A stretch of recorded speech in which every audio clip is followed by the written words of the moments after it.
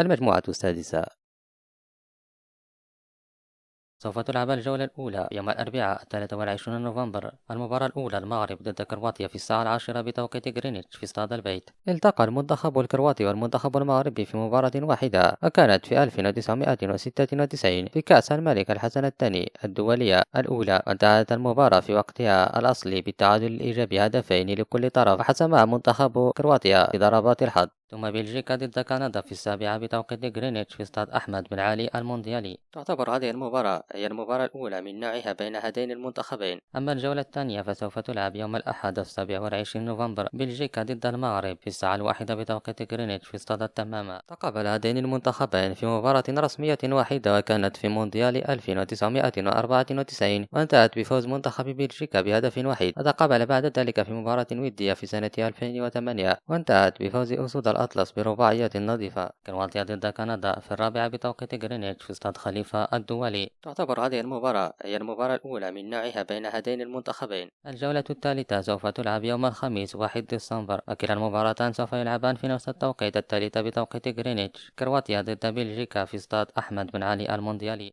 تقابل المنتخب الكرواتي ومنتخب بلجيكا في 7 مباريات رسمية. فاز منتخب كرواتيا ب3، وفاز بلجيكا ب3، وتعادلوا في واحدة. وكانت جميع هذه المباريات عبارة عن تصفيات المؤهلة لكأس العالم أو المؤهلة لبطولة أوروبا. وتقابلوا في مباراة ودية واحدة، وكانت في سنة 2021، وانتهت بفوز بلجيكا بهدف وحيد. المغرب ضد كندا في استاد التمامة. كان اللقاء الأول بين منتخب المغرب ومنتخب الكندي في سنة 1989، وانتهى بفوز المنتخب الكندي ب4 أهداف لهدف وحيد لمنتخب أسود الأطلس. وتقابل بعد ذلك في مباراة ودية كانت في سنة 2016، وانتهت بفوز أسود الأطلس برباعية نظيفة.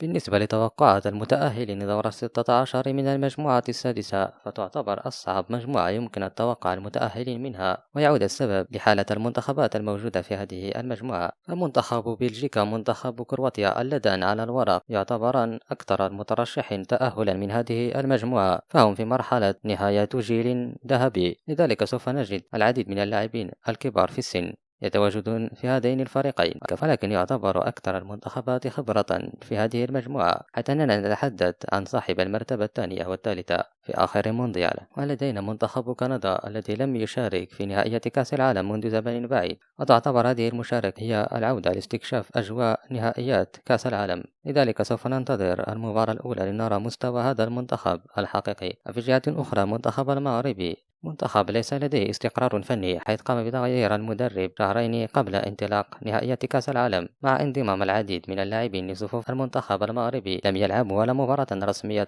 مع المنتخب من قبل. فهذا يجعلنا لا نعلم كيف سوف يكون الظهور الأول لهذا المنتخب، لكن رغم ذلك ذهب التوقعات إلى تأهل منتخب بلجيكا في المرتبة الأولى والمغرب في الثانية، وكرواتيا وكندا يغادران من دور المجموعات.